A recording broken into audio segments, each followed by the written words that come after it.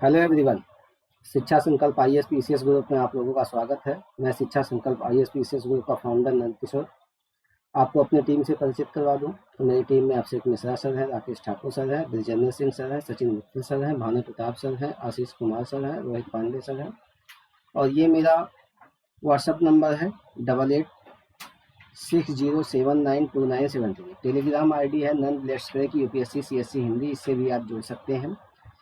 इस समय हम आधुनिक भारत को पढ़ रहे हैं और आधुनिक भारत में हमने पुर्तगालियों का आगमन देख लिया है कि किस प्रकार से पुर्तगाली भारत में आए थे, कहाँ कहाँ पे उन्होंने अपनी कोठियाँ बनाई और उनकी असफलता के पीछे क्या क्या रीजन थे।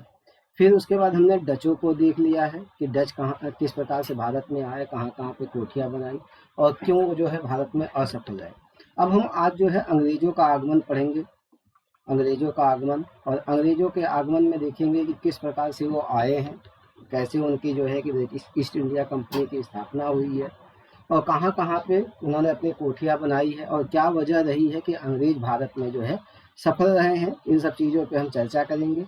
लेकिन अंग्रेजों को समझने के लिए आपको पुर्तगालियों को एक बार जो है कि पढ़ लेना होगा। पिछला वीडियो मेरा देख लीजिएगा, डचों को भी एक बार देख लीजिएगा और अंग्रेजों को अब हम यहाँ से पढ़ते हैं क्योंकि कुछ चीज़ें जो है आपको पीछे से मिलेंगी और कुछ चीज़ें हो सकता है आगे आपको समझ में आए। तो जहाँ आपको नहीं समझ में आ रहा है वहाँ पे पिछली वीडियो का सहारा जरूर ले लीजिएगा, आपको जो है कि मदद मिलेगी। चलिए आज हम स्टार्ट करते हैं अंग्रेजों का आगमन। अंग्रेजों का आगमन, अंग्रेजों के आगमन से पहले आप जान लीजिए कि भारत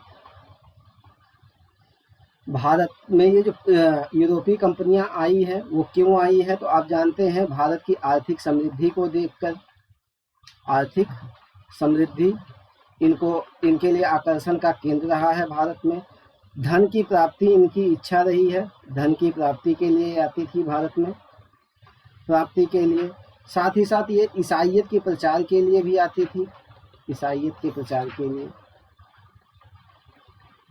साथ ही साथ आप देखेंगे कि बाद में इन्होंने जब देखा कि भारत की राजनीतिक कंडीशन कुछ ऐसी है कि यहाँ पे अपने राजनीतिक प्रभुत्व को भी बनाया जा सकता है, तो राजनीतिक प्रभुत्व भी इन्होंने बढ़ाना शुरू कर दिया, राजनीतिक प्रभुत्व की स्थापना शुरू कर दी।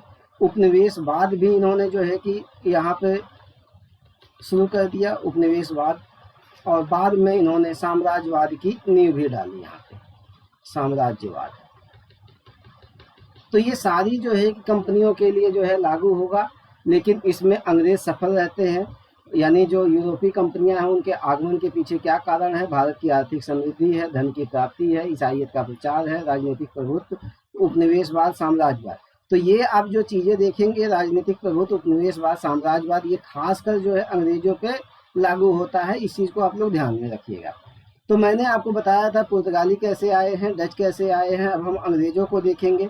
तो अंग्रेजों में आप देखेंगे आपको अक्सर बताया जाता है कैप्टन हॉकिंस के नेतृत्व में पहला जो है व्यापारिक मिशन आया, लेकिन उसके पहले भी जो है कि कुछ अंग्रेज जो है भारत में आ चुके थे और जो है कि यहाँ पे वो आए, यहाँ की चीज़ों के बारे में उन्होंने बताया और साथ ही साथ वो दक्षिण पूर्व एशिया के द्वीपों में भी जा चुके थे। तो भारत आने वाला जो पहला अंग्रेज है उसके विषय में आप लोग जान लीजिए कि भारत आने वाला पहला अंग्रेज कौन है। तो भारत आने वाला पहला अंग्रेज थॉमस स्टीवेंसन था। भारत आने वाला पहला अंग्रेज आपसे पूछा जा सकता है कौन था। अगर आप लोग असिस्टेंट प्रोफेसर वगैरह का एग्जाम दे रहे होंगे तो आपको पता होगा। पहला अंग्रेज थॉमस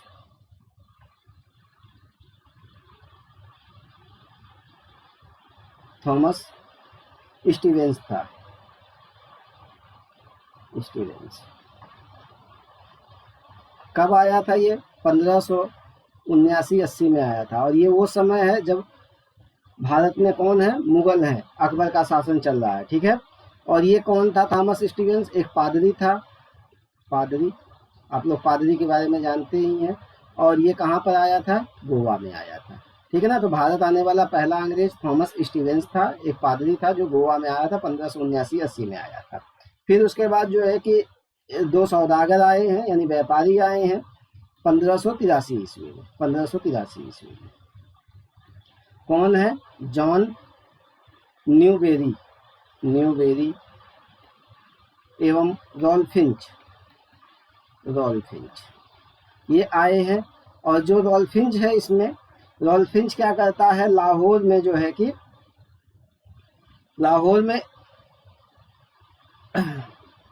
लाहौर में अकबर से मुलाकात भी करता है,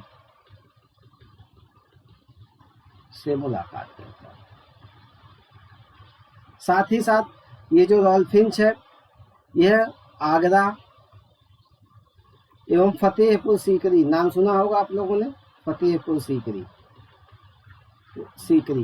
के विषय में भी जो है कि वर्णन करता है। ठीक है। फिर 1599 में एक व्यापारी है जॉन मिल्टन हॉल,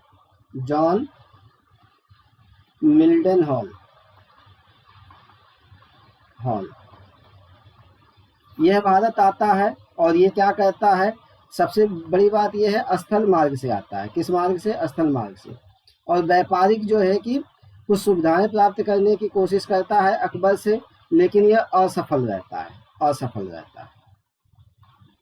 तो भारत आने वाला पहला अंग्रेज थॉमस स्टीवेंस, वो पादरी था, कहाँ पर आया था? गोवा में। फिर 1583 में जॉन न्यूबेरी आया है, रॉल्फिंच आया है, इन्होंने अकबर से मुलाकात की है और आगरा और फतेहपुर सीकरी के विषय में इन्होंने अपना वर्णन दिया है। 1599 में जॉन मिल्टन हॉल आया है स्थल मार्ग से और अकबर से ये मिलता है और व्यापारिक सुविधाएं प्राप्त करने की असफल कोशिश करता है।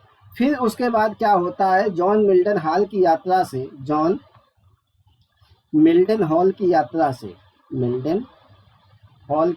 से प्रोत्साहित होकर जो अंग्रेज हैं उन्होंने क्या किया, एक संस्था बनाई। ठीक है ना, एक कंपनी बनाई, एक संस्था बनाई। इसकी यात्रा से प्रभावित होकर वहाँ के आप देखेंगे कि जो लंदन है, लंदन के व्यापारियों ने क्या किया कि एक संस्था बनाई और एक कंपनी बनाई और कहा कि अब हमें जो है कि भारत के साथ जो है व्यापार करना है। और उस कंपनी का नाम रखा the governor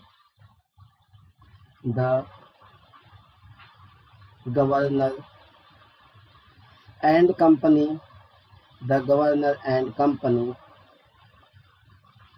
company of merchant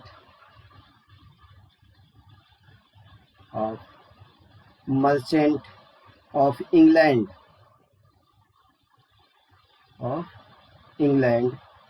trading into the east Indies. ये कंपनी बनाई, किसने बनाई है?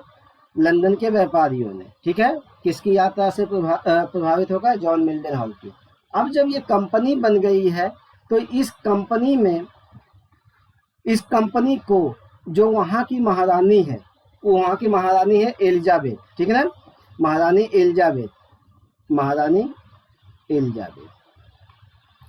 एलिजाबेथ का टाइम पीरियड मैं आपको बता देता हूँ, 1558 से लेकर 1603 ईस्वी। इन्होंने क्या किया है, 31 दिसंबर 1600 ईस्वी को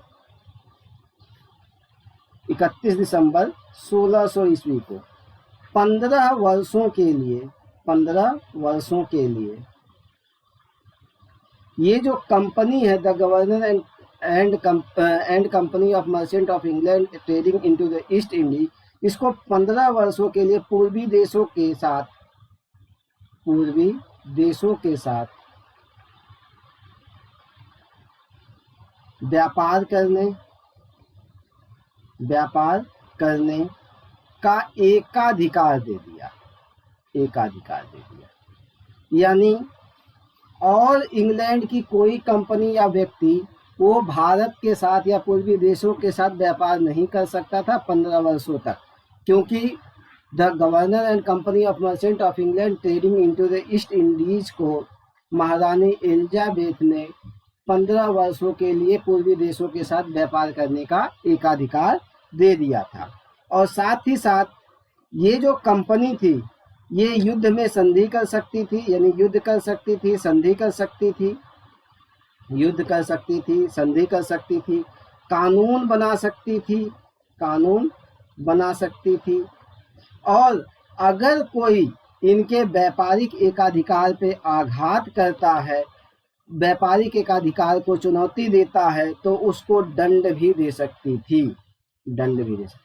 यानी एक तौर से देखा जाए अप्रत्यक्ष रूप से तो ये क्या कर रहा है, इंग्लैंड का अप्रत्यक्ष रूप से प्रतिनिधित्व कर रही है। ये कंपनी है प्राइवेट कंपनी, लेकिन जो है कि इसको 15 वर्षों के लिए एकाधिकार का अधिकार दे दिया गया है वहाँ की महारानी के द्वारा। ठीक है, फिर ये जो कंपनी बनी है, ये जो कंपनी बनी है इसमें कोई भी व्यक्ति एक न्यूनतम राशि 500 रुपये, 500 पाउंड लगा के इसका हिस्सेदार बन सकता था, लाभ कमा सकता था। यानी जो है कि कम से कम 500 रुपये लगाएगा तो वो क्या करेगा, इसका सदस्य बन जाएगा। ठीक है ना, और इसमें जो है कि लाभ कमा सकता है। और ये जो भी व्यक्ति धन लगाता था उसको बोर्ड ऑफ प्रोपाइटर्स कहा जाता था। क्या कहा जाता था धन लगाने वाले व्यक्ति को? किस कंपनी में? The governor and company of merchant of England trading into the East Indies. इसमें कोई भी व्यक्ति न्यूनतम 500 पाउंड धन लगा सकता था और उसको क्या कहा जाता था? बोर्ड ऑफ प्रोप्राइटर्स कहा जाता था, धन लगाने वाला जो भागीदार होता था। और ये जो बोर्ड ऑफ प्रोप्राइटर्स है, यानी जो लोग व्यक्ति धन लगाता है, न्यूनतम सीमा तो 500 पाउंड है, अधिकतम की कोई सीमा नहीं है।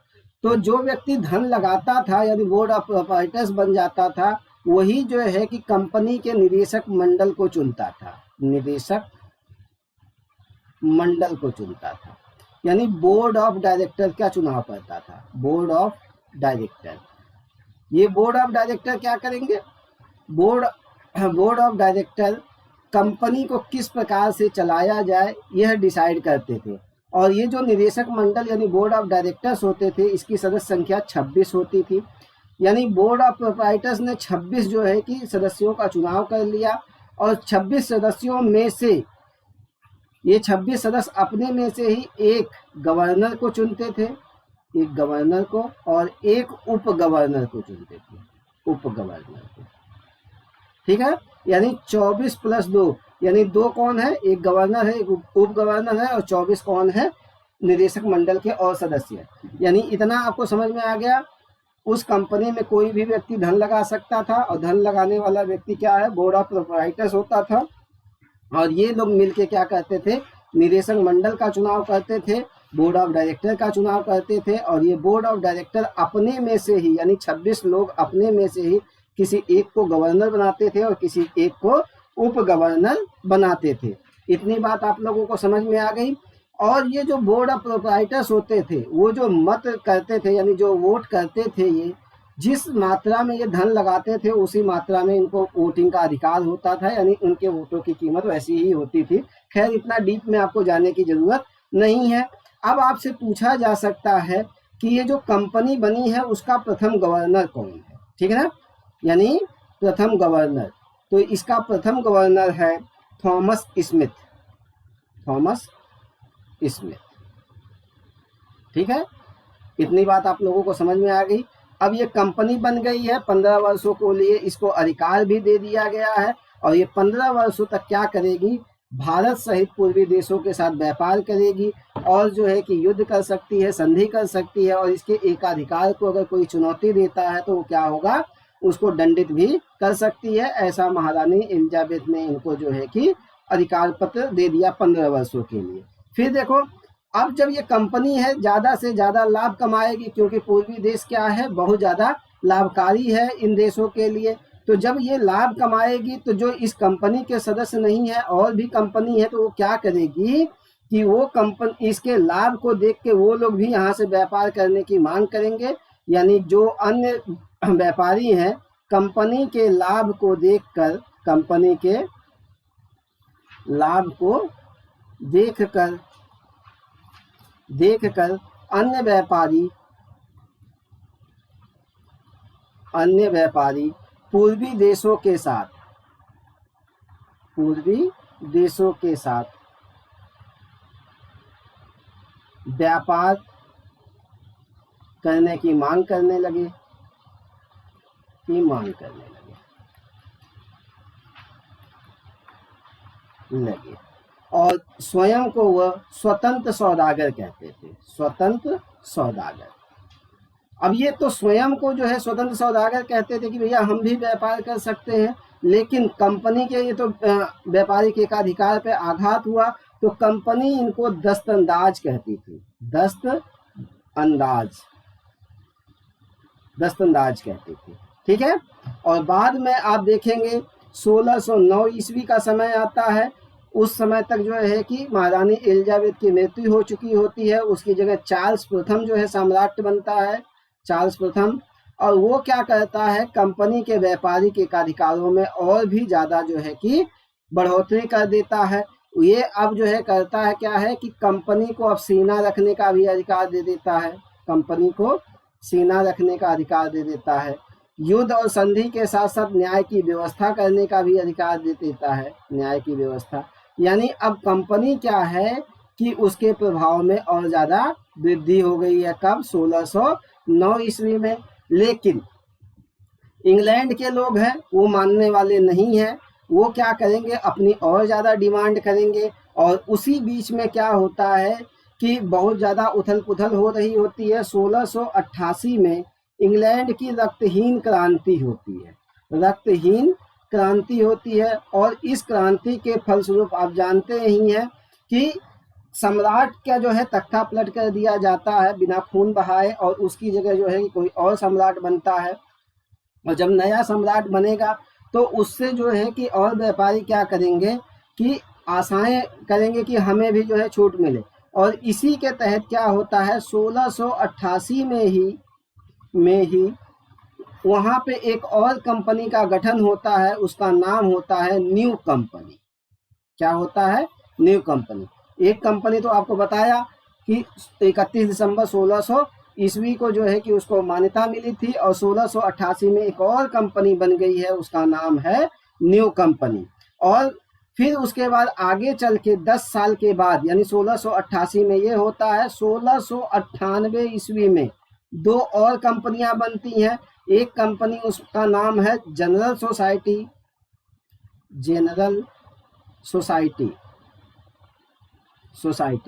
और दूसरी कंपनी है उसका नाम है English company of merchant, English company of merchant. अब आप देख रहे हैं कुल 4 कंपनियां आपके सामने आई हैं। एक है 1600 ईस्वी को, 31 दिसंबर 1600 ईस्वी को इसको मान्यता मिली है। दूसरी है 1688 ईस्वी को, तीसरी और चौथी है 1698 ईस्वी को। ठीक है, यानी 4 कंपनियां आपके सामने जो है दिखाई दे रही हैं। लेकिन जो मूल कंपनी है उसका नाम आप लोग जानते ही हैं, the governor of company of merchant of English trading into the East Indies. यह प्रभावशाली है, इसके पास पैसा है, इसको सम्राट का भी जो है कि छत्र छाया मिली हुई है। अब ये कंपनी क्या कर रही है, अपने प्रभाव को बढ़ाते जा रही है। लेकिन ये जो न्यू कंपनी है और जो जनरल सोसाइटी कंपनी है, English company of merchant company है, ये सब क्या है कि उस समय इंग्लैंड की आर्थिक स्थिति डामाडोल है, शासन जो है कि इनको बहुत ज़्यादा संरक्षण नहीं दे पा रहा है, तो ये कंपनियां अपने आप को संभाल नहीं पा रही हैं। और इसी के तहत क्या होता है, 1702 ईस्वी को जो न्यू कंपनी उसका विलय हो जाता है मूल कंपनी में। और ये मूल कंपनी कौन है? मूल कंपनी है the governor of company of merchant of England trading into the East Indies. इसका जो है कि मूल कंपनी में विलय हो जाता है। फिर 1708-9 में वो जो दोनों कंपनियां बनी थी, कौन कौन सी? एक जनरल सोसाइटी इसका, और दूसरा आपका जो कंपनी बनी थी English company of merchant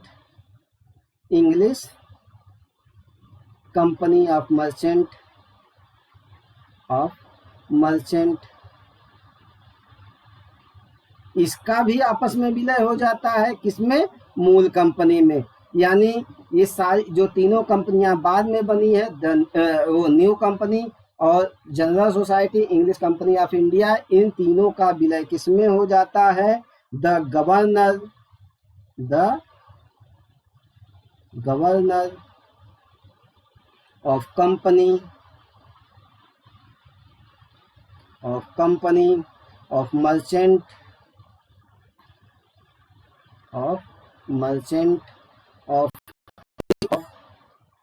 of England trading into the east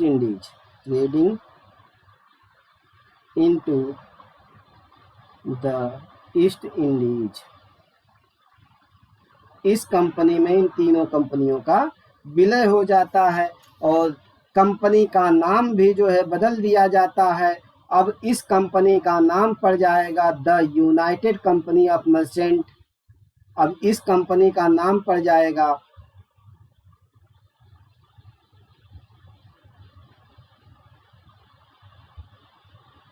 जब तीनों कंपनियों का विलय हो जाएगा तो उस कंपनी का नाम पड़ जाएगा the United company of merchant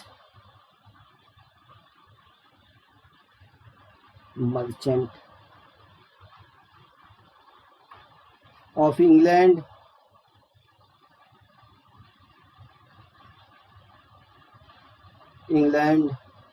trading into the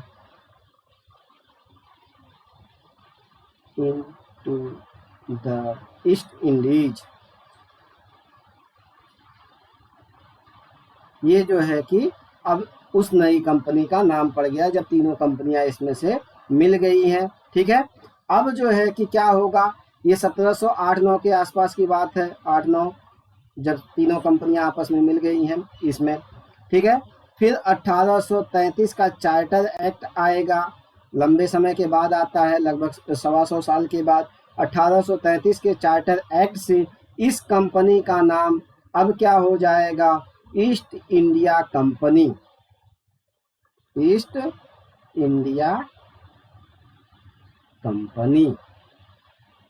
तो इस प्रकार से आप कंपनी का गठन देख रहे हैं, कंपनी के साथ साथ और जो कंपनी बनी है उनका देख रहे हैं, किस प्रकार से कंपनी का नाम जो है परिवर्तित हो रहा है, इसको आपने देखा। और 1833 में उस कंपनी का नाम बदल के क्या कर दिया गया? East India company. तो ये सारा चीज आप देख लीजिएगा, मूल नाम आप लोग देख लीजिएगा, कंपनी का मूल नाम क्या है और कब इसका नाम ईस्ट इंडिया कंपनी पड़ा है, ये आप लोग देख लीजिएगा। यहाँ से आपसे क्वेश्चन पूछ सकता है। अब जो हमारी अगली क्लास होगी उसमें जो है बताया जाएगा अंग्रेज जो है कि कैसे जो है भारत में आए हैं, ठीक है ना, और कहाँ कहाँ पे उन्होंने अपनी कोठियाँ बनाई है, किस प्रकार से उनको कहाँ कहाँ से चुनौती मिलती है, ये सारा चीज़ जो है कि हम डिटेल में पढ़ाएंगे। तो अगर वीडियो आप लोगों को पसंद आ रही है तो इसको शेयर ज़रूर कर दीजिए, चैनल को आप लोग सब्सक्राइब कर लीजिए और ज़्यादा से ज़्यादा इसका सब्सक्रिप्शन बढ़वाइए, लाइक करिए, कमेंट भी करके बताइए, ताकि जो है कि हम अपनी चीज़ों को और अच्छे से आपके सामने प्रस्तुत कर सकें। तो वीडियो को ज़्यादा से ज़्यादा लाइक करिए, शेयर करिए, चैनल को सब्सक्राइब करिए, और जो है कि ये टेलीग्राम चैनल है, इस पर भी जुड़ सकते हैं। और मैं नेक्स्ट वीडियो में आपसे मिलता हूँ, तब तक के लिए धन्यवाद।